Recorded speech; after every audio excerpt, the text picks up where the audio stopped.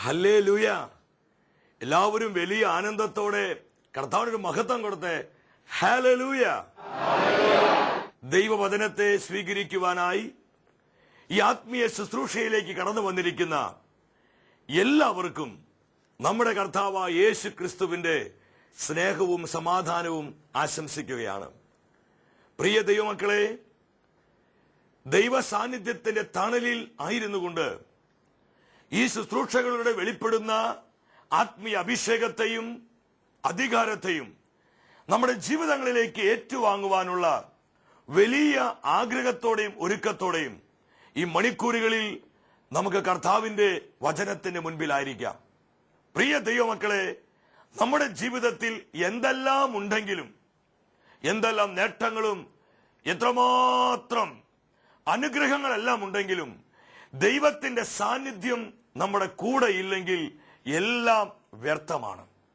അതുകൊണ്ട് തന്നെ ഈ മണിക്കൂറുകളിൽ ദൈവത്തിന്റെ സാന്നിധ്യത്തിന് വേണ്ടി നിങ്ങൾ ആഗ്രഹിക്കുക. കർത്താവിന്റെ മഹിമയാർന്ന സാന്നിധ്യത്തിന്റെ തണലിൽ ആയിരുന്നുകൊണ്ട് പരിശുദ്ധാത്മാവ് തിരുവചനത്തിലൂടെ വെളിപ്പെടുത്തുന്ന ഓരോ ദൈവിക ആലോചനകളെയും നമ്മുടെ ജീവിതത്തിലേക്ക് സ്വീകരിക്കുവാനായിട്ട് നമുക്ക് ഒരുങ്ങാം. എല്ലാ ദൈവമക്കളും സ്വർഗം പകരുന്ന ഈ അഭിഷേകത്തെ സ്വീകരിച്ചുകൊണ്ട് പൂർണ്ണമായ ഹൃദയത്തോടെ ഈ ഈരടികൾ പാടി കർത്താവിനെ മഹത്വപ്പെടുത്തട്ടെ. ഹല്ലേലൂയ. ഒന്ന് പിതാവേ, ഈ ശുശ്രൂഷയിൽ കടന്നു വന്നിരിക്കുന്ന ഓരോ മക്കളെയും യേശു ക്രിസ്തുവിന്റെ നാമത്തിൽ അനുഗ്രഹിക്കുകയാണ്. അവരുടെ ആവശ്യങ്ങളെ, നിയോഗങ്ങളെ, അവരുടെ കുടുംബത്തെ, ജീവിത മണ്ഡലങ്ങളെ എല്ലാം അനുഗ്രഹിക്കുന്നു. Lord bless, bless, anoint. Hallelujah. കർത്താവിൻ സ്നേഹത്തിൽ നിത്യം വസിച്ചിടുവാൻ വൻകൃപയേകിടണേ.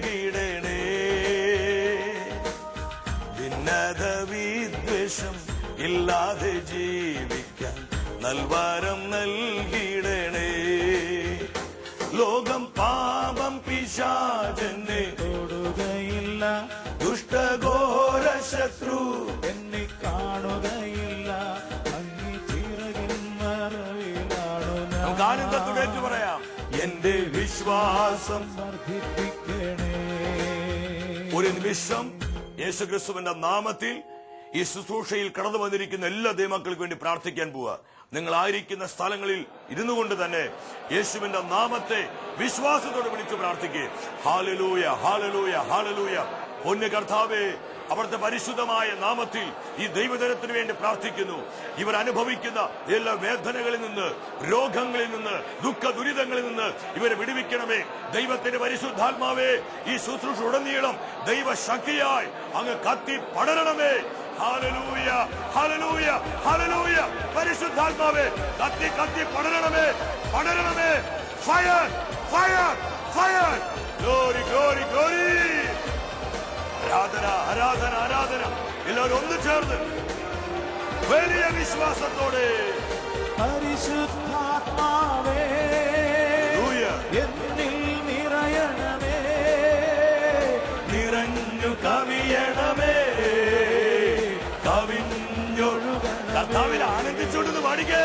പരിശുദ്ധാത്മാവേ ഓരോ വ്യക്തികളിലേക്കും എന്നിൽ നിറയണമേ, എല്ലാ മക്കളെ അഭിഷേകം ചെയ്യണമേ. ദൈവവചനത്തിനായി, തിരുസഭയ്ക്കായി, യേശുക്രിസ്തുവിന്റെ സുവിശേഷത്തിന് അഭിഷേകം ചെയ്യണമേ. Hallelujah, hallelujah. സ്വർഗ്ഗത്തോട് ചേർന്ന്, ഹല്ലേലൂയ, ഹല്ലേലൂയ. പരിശുദ്ധ അമ്മയോടും വിശുദ്ധരോടും ചേർന്ന്, ഹല്ലേലൂയ, ഹല്ലേലൂയ, ഹല്ലേലൂയ, ഹല്ലേലൂയ, ഹല്ലേലൂയ. ഹല്ലേലൂയ. അഭിഷേകം കവിഞ്ഞൊഴുകട്ടെ. Hallelujah, hallelujah. ആരാധന, ആരാധന. എല്ലാ ജീവിതങ്ങളിലും ആത്മാവേ, ആത്മാവേ, ആത്മാവേ സ്തുതിച്ച് പ്രാർത്ഥിക്കും മക്കളെ. ഹല്ലേലൂയ, ഹല്ലേലൂയ, ഹല്ലേലൂയ. ശക്തിയോടെ, ശക്തിയോടെ, ശക്തിയോടെ. ആരാധന, ആരാധന, ആരാധന. ഹല്ലേലൂയ, ഹല്ലേലൂയ, ഹല്ലേലൂയ, ഹല്ലേലൂയ, ഹല്ലേലൂയ, ഹല്ലേലൂയ, ഹല്ലേലൂയ. Praise the Lord.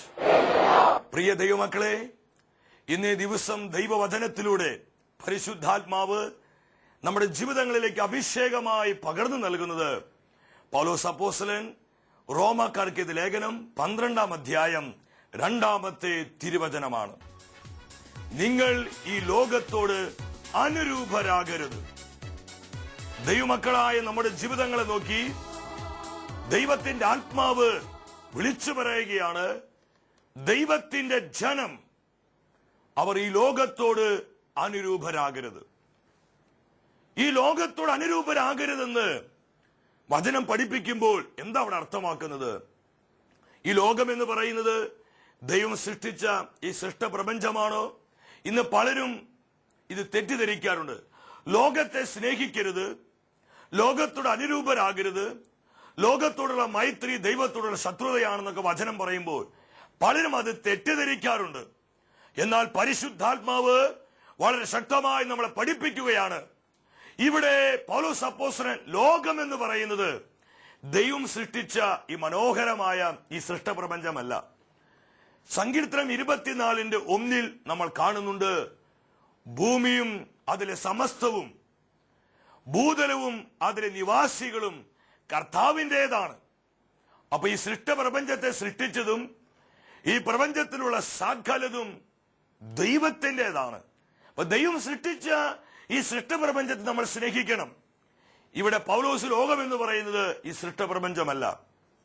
വീണ്ടും രണ്ടാമത്തൊരു കാര്യം, ചിലർ പറയാറുണ്ട് ദൈവം അത്രമാത്രം ലോകത്തെ സ്നേഹിച്ചു, അപ്പൊ നമ്മൾ ഈ ലോകത്തെ സ്നേഹിക്കണ്ടേ? ദൈവം സ്നേഹിച്ച ലോകം ഏതാണ്?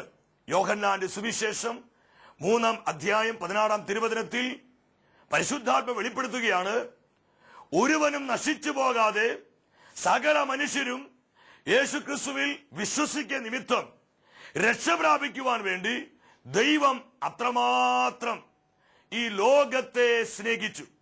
ഇവിടെ ലോകം എന്ന് പറയുന്നത് മനുഷ്യവർഗമാണ്, മാനവകുലത്തെയാണ്. അപ്പോൾ മനുഷ്യവർഗത്തെ നമ്മളെല്ലാം സ്നേഹിക്കുവാൻ ദൈവം ആഗ്രഹിക്കുന്നുണ്ട്. പിന്നെ എന്താണ് ഇവിടെ ലോകം എന്ന് പറയുന്നത്? നമ്മൾ ശ്രദ്ധിക്കുക മക്കളെ, നിങ്ങൾ ഈ ലോകത്തോട് അനുരൂപരാകരുതെന്ന് തിരുവചനത്തോട് പരിശുദ്ധാത്മാവ് വിളിച്ചു പറയുമ്പോൾ നമ്മൾ മനസ്സിലാക്കുക, ഇവിടെ ലോകം എന്ന് പറയുന്നത് സിസ്റ്റം ഓഫ് ദ വേൾഡ്, ലോകത്തിന്റെ വ്യവസ്ഥിതിയാണ്, ലോകത്തിന്റെ സംവിധാനങ്ങളാണ്. ഈ ലോക വ്യവസ്ഥിതിയുടെ നമ്മളായിരിക്കുന്ന ഈ തലമുറയിൽ ലോകത്തിന്റെ വ്യവസ്ഥിതിയുടെ പ്രത്യേകത എന്താ? എല്ലാം കറപ്റ്റഡായി. ലോക വ്യവസ്ഥിതി ഇന്ന് ദുഷിച്ചുപോയി, എല്ലാം മലിനമാക്കിയിരിക്കുകയാണ്.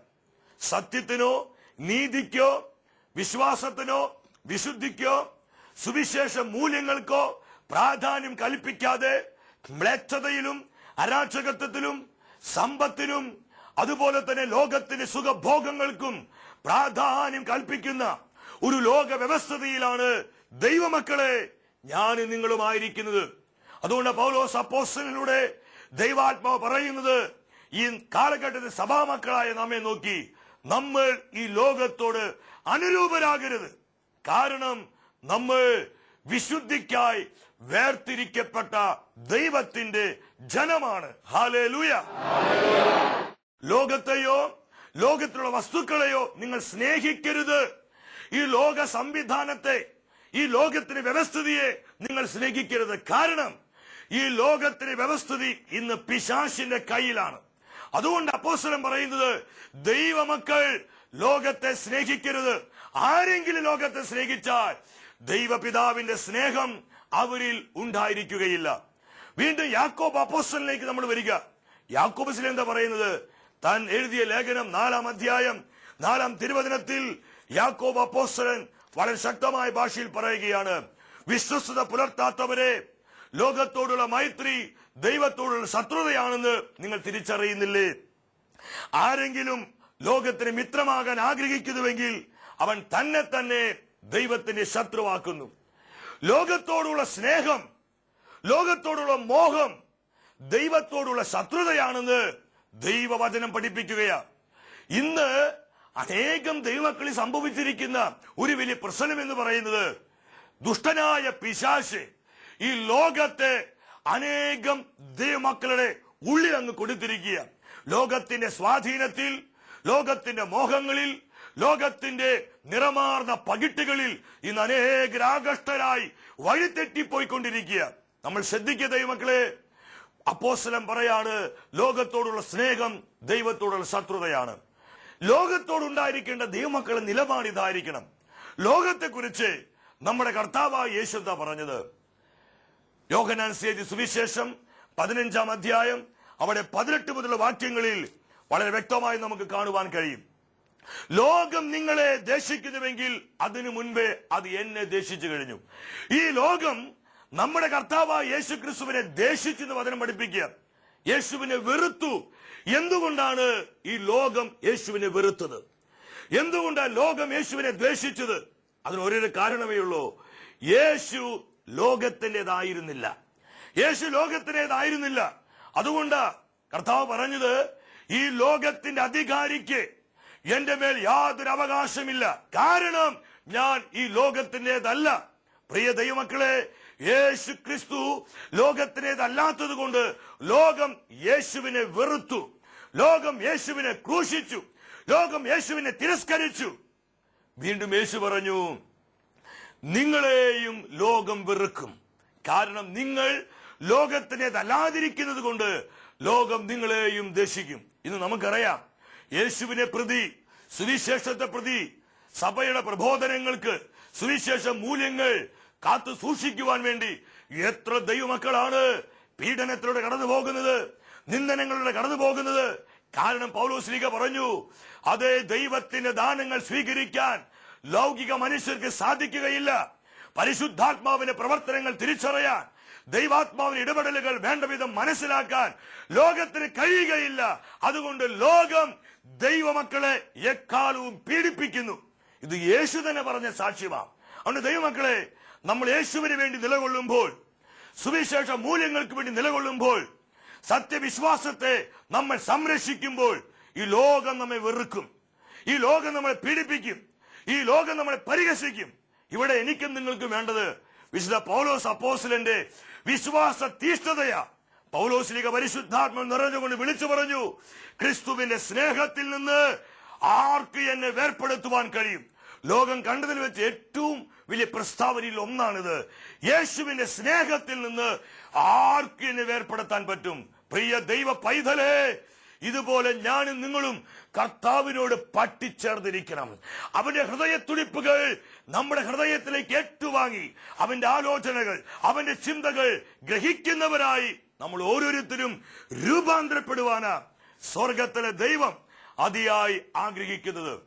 പൗലോസ് അപ്പോസ്തലൻ ഗലാത്യ സഭയ്ക്ക് എഴുതിയ ലേഖനം 6-ാം അധ്യായം 14-ാം തിരുവചനത്തിൽ അപ്പോസ്തലൻ ദൈവാത്മ പ്രേരിതനായി വിളിച്ചു പറയുകയാണ്, നമ്മുടെ കർത്താവായ യേശു ക്രിസ്തുവിന്റെ കുരിശിലല്ലാതെ മറ്റൊന്നിലും മേന്മ ഭാവിക്കാൻ എനിക്ക് ഇടയാകാതിരിക്കട്ടെ.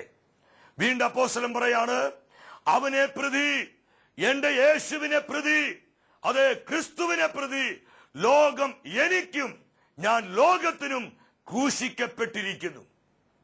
ഒരു യഥാർത്ഥ വിശ്വാസിയുടെ ചിത്രം ഇവിടെ പരിശുദ്ധാത്മ വെളിപ്പെടുത്തുകയാണ്. ഒരു യഥാർത്ഥ ദൈവ പൈതൽ ഞാനും നിങ്ങളും ഉടമ്പടിയുടെ ജനമാണ്.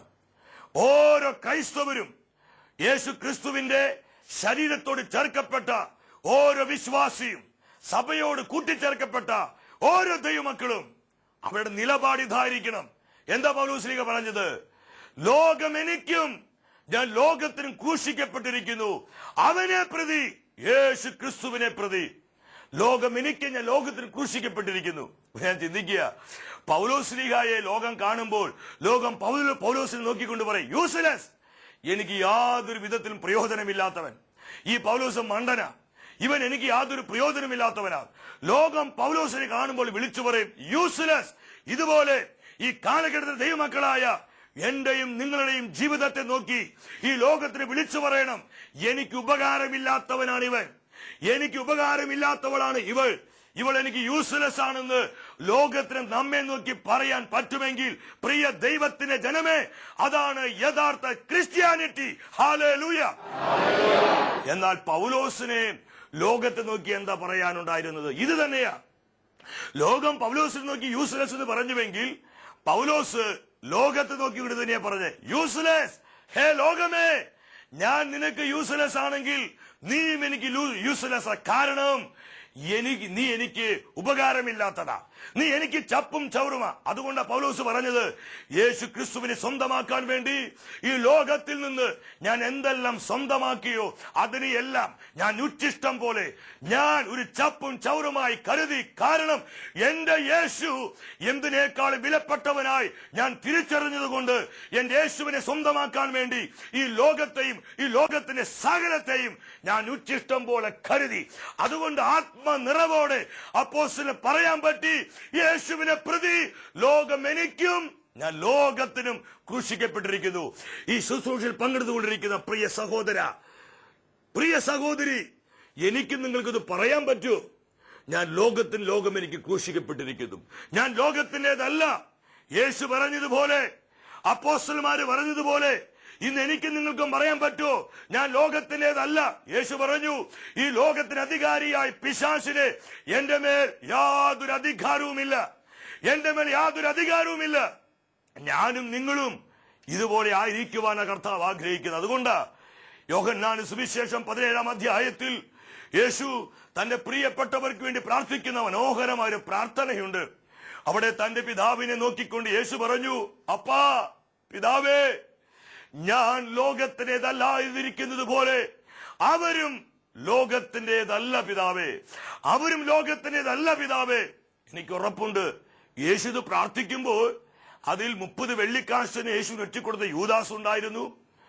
ഒരു അടിച്ചള്ളിക്കാരി പെണ്ണിന്റെ മുൻപിൽ പോലും തന്റെ ഗുരുവിനെ തള്ളിപ്പറഞ്ഞ പത്രോസ് ഉണ്ടായിരുന്നു. ബലഹീനരായ ശിഷ്യന്മാരൊക്കെയായിരുന്നു അവര്. പക്ഷെ യേശു പറഞ്ഞത് അവര് ലോകത്തിൻ്റെതല്ല പിതാവേ. എന്താ ഈ വചനത്തിന്റെ അർത്ഥം? ഇത് യേശുവിന്റെ സ്വപ്നമാണ്.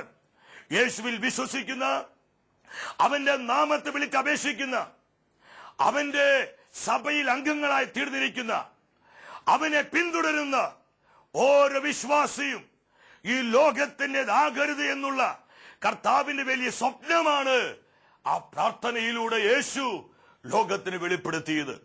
പ്രിയ ദൈവമക്കളെ, ഞാനും നിങ്ങളും ഈ ലോകത്തിൻ്റെതല്ല. നമ്മൾ യേശു ക്രിസ്തുവിനുള്ളവരാണ്. നമ്മൾ ക്രിസ്തുവിന് മാത്രമുള്ളവരാണ്. For Jesus, only for Jesus. യേശുവിന് വേണ്ടി, അവന്റെ സഭയ്ക്ക് വേണ്ടി, വിശ്വാസ മൂല്യങ്ങൾക്ക് വേണ്ടി, സുവിശേഷ ദർശനങ്ങൾക്ക് വേണ്ടി ഈ കാലഘട്ടത്തിൽ നമ്മൾ നിലകൊള്ളണം. Separation from the world. ഈ ലോകത്തിൽ നിന്ന്, ഈ ലോകത്തിന്റെ മോഹങ്ങളിൽ നിന്ന്, ഈ ലോകത്തിന്റെ സ്വാധീനങ്ങളിൽ നിന്ന്, ഈ ലോകത്തിന്റെ സകല ഇമ്പങ്ങളിൽ നിന്നും എനിക്കും നിങ്ങൾക്കും ഒരു സെപ്പറേഷൻ ആവശ്യമാണ്, ഒരു വേർപാട് ആവശ്യമാണ്. എന്ന് പറഞ്ഞാൽ ജീവിത യാഥാർത്ഥ്യങ്ങളിൽ നമ്മൾ ഒളിച്ചോടുകയല്ല, ഉത്തരവാദിത്തങ്ങളിൽ ഒളിച്ചോടുകയല്ല. ഈ സെപ്പറേഷൻ എന്ന് പറയുമ്പോൾ ചിലരെങ്കിലും തെറ്റിദ്ധരിക്കാം, ഇതന്നെ ഈ പറയണത്, ഇതൊരു ഒളിച്ചോട്ടമല്ലേ? ഈ ലോകത്തിൽ നിന്നും, ഈ ലോകം നൽകുന്ന ഉത്തരവാദിത്തങ്ങളിൽ നിന്നുള്ള ഒരു ഒളിച്ചോട്ടമല്ലേ? ഇത് ഒളിച്ചോട്ടമല്ല മക്കളെ, ഇത് ഒളിച്ചോട്ടമല്ല. ഇത് യഥാർത്ഥത്തിലുള്ള വിശ്വാസത്തിന്റെ പ്രതിഫലനമാണ്. ലോകത്തിലാണ് നമ്മൾ ജീവിക്കുന്നതെങ്കിലും ലോകത്തിൻ്റെതല്ലാത്തതുപോലെ ജീവിക്കുക. നമുക്കറിയാം, മണ്ണെണ്ണയും വെള്ളവും, വെള്ളത്തിലേക്ക് മണ്ണെണ്ണ ഒഴിച്ചു കഴിഞ്ഞാൽ നമുക്കൊക്കെ അറിയാം അതൊരിക്കലും ഇടകലരുകയില്ല, അത് മിക്സ് ചെയ്ത് പോവുകയില്ല. വെള്ളവും മണ്ണെണ്ണയും അത് സെപ്പറേറ്റ് ചെയ്ത് നിൽക്കും. ഇതുപോലെ നമ്മുടെ കർത്താവും നമ്മൾ ഈ ലോകത്തിൽ ആക്കി വെച്ചിരിക്കുന്നത് നമ്മൾ ഈ ലോകത്തിൽ മിക്സ് ചെയ്ത് പോവാനല്ല. അവന്റെ ജനമായ, അവന്റെ സഭയായ നമ്മൾ ഈ ലോകത്തിൽ ഇടകലർന്ന് ലൗകികരായി ജീവിക്കാനല്ല. പിന്നെ എന്തിനാ കർത്താവ് ഈ ലോകത്തിൽ നമ്മൾ ആക്കി വെച്ചിരിക്കുന്നത്? സഹോദര, കർത്താവ് നമ്മൾ ഏൽപ്പിച്ചിരിക്കുന്ന ദൗത്യം എന്താ? പ്രിയ സഹോദരി, ദൈവം നമ്മൾ ഏൽപ്പിച്ച ദൗത്യം എന്താ? നമ്മളിങ്ങനെ ഒഴുക്കിനൊപ്പം പോവാനാണോ? അത് നമ്മളിങ്ങനെ ജീവിച്ചു പോവാനാണോ? ഇങ്ങനെ പോയാ മതിയോ? നമുക്കൊരു മാറ്റം വേണ്ടേ? എന്താ നിങ്ങളുടെ അഭിപ്രായം? നിങ്ങൾ പറ. നമുക്കൊരു മാറ്റം വേണ്ടേ? ഈ കാലത്തിനും ലോകത്തിന് ഗതിക്കനുസരിച്ച് ചത്ത മീനെ പോലെ, വെള്ളത്തിൽ ഒഴുകി നടക്കുന്ന ചത്ത മീനെ പോലെ ഇന്ന് അനേകര് പോയിക്കൊണ്ടിരിക്കുക. ഇതിനെല്ലാ കർത്താവ് വിളിച്ചിരിക്കുന്നത് ഈ ലോകത്തിൽ ദുഷിച്ച ഈ തലമുറയിൽ നമ്മുടെ കർത്താവിന്റെ മഹത്വമായി ഓരോ ദൈവമക്കളും പ്രകാശിക്കുവാൻ. അങ്ങനെ ലോകം യഥാർത്ഥത്തിൽ നമ്മുടെ കർത്താവിന്റെ മഹത്വം കാണുവാനാണ് ദൈവം ഈ നാളുകളിൽ എന്നെയും നിങ്ങളെയും തെരഞ്ഞെടുത്തിരിക്കുന്നത്. അതുകൊണ്ട് ദൈവമക്കളെ, പൗലോസിന്റെ വാക്കുകൾ ഒരിക്കൽ കൂടെ ഞാൻ ഓർമ്മിപ്പിക്കുകയാ. ദൈവമക്കളായ നമ്മൾ ഈ ലോകത്തോട് അനുരൂപരാകരുത്, മറിച്ച് ഈ ലോകത്തിൽ കുറ്റമറ്റ ദൈവമക്കളായി നമ്മുടെ കർത്താവിന്റെ മഹത്വമായി നമ്മൾ പ്രകാശിക്കുക. ഈ ഒരു അഭിഷേകം നമ്മുടെ വ്യക്തി ജീവിതത്തിലും നമ്മുടെ കുടുംബങ്ങളിലേക്കും നമ്മുടെ സഭാ സമൂഹങ്ങളിലേക്കും നമ്മുടെ ജീവിതത്തിലെ എല്ലാ മണ്ഡലങ്ങളിലേക്കും കവിഞ്ഞൊഴുകപ്പെടുവാൻ നമുക്ക് ആഗ്രഹിക്കാം. ഈ നാളുകളിൽ ഇതുപോലെയുള്ള ദൈവമക്കൾ എഴുന്നേൽക്കുവാൻ നമുക്ക് പ്രാർത്ഥിക്കാം. അതിനായി ദൈവം നമ്മൾ എല്ലാവരെയും സമൃദ്ധമായി അനുഗ്രഹിക്കട്ടെ. നിത്യസ്നേഹത്താൽ എന്നെ സ്നേഹിച്ചു, നിത്യസ്നേഹത്താൽ എന്നെ സ്നേഹിച്ചു.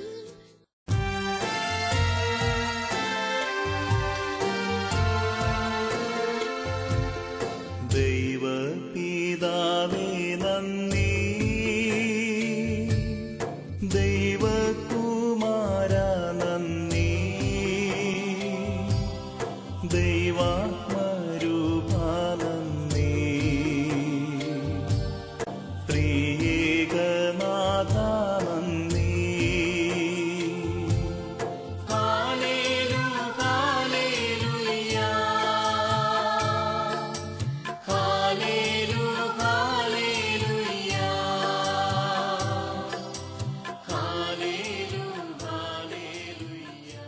പരിശുദ്ധരിൽ പരിശുദ്ധനായ നമ്മുടെ ദൈവം, ഉണ്ടാകേണ്ടതിനൊറ്റ വാക്കുകൊണ്ട് ഈ സൃഷ്ടപ്രപഞ്ചത്തെ രൂപപ്പെടുത്തിയവനായ ദൈവം ഇതാ തന്നെ ശൂന്യനാക്കി തിരുവോസ്തി രൂപനായി നമ്മുടെ മധ്യേ കടന്നു വന്നിരിക്കുകയാണ്. പ്രിയ ദൈവമക്കളെ, ദൈവവചനത്തിലൂടെ ഇന്ന് പരിശുദ്ധാത്മാവ് നമ്മളെ പഠിപ്പിച്ചു. ദൈവത്തിന്റെ ജനം ഈ ലോകത്തോട് അനുരൂപരാകരുത്. നമ്മുടെ ഹൃദയത്തെ സ്വാധീനിച്ചിരിക്കുന്ന എല്ലാ ലോകമോഹങ്ങളിൽ നിന്നും, എല്ലാ ജഡീകതകളിൽ നിന്നും, ഈ ലോകത്തിന്റെ ഇമ്പങ്ങളിൽ നിന്നും ഒരു യഥാർത്ഥമായ വിടുതൽ ലഭ്യമാകുവാൻ ആഗ്രഹിച്ച് പ്രാർത്ഥിക്കും. മക്കളെ, യേശു ഈ സ്വാതന്ത്ര്യം നൽകുവാൻ തയ്യാറാണ്. യേശു പറഞ്ഞു, പുത്രൻ നിങ്ങളെ സ്വതന്ത്രമാക്കിയാൽ നിങ്ങൾ യഥാർത്ഥത്തിൽ സ്വതന്ത്രരാകും. ഇരുകരങ്ങളും പരിശുദ്ധ കുർബാനയുടെ മുൻപിൽ യാചനാപം നീട്ടിപ്പിടിച്ച് പ്രാർത്ഥിക്കുക. കർത്താവേ, ഈ സ്വാതന്ത്ര്യം എന്റെ ജീവിതത്തിലേക്ക് പകരണമേ.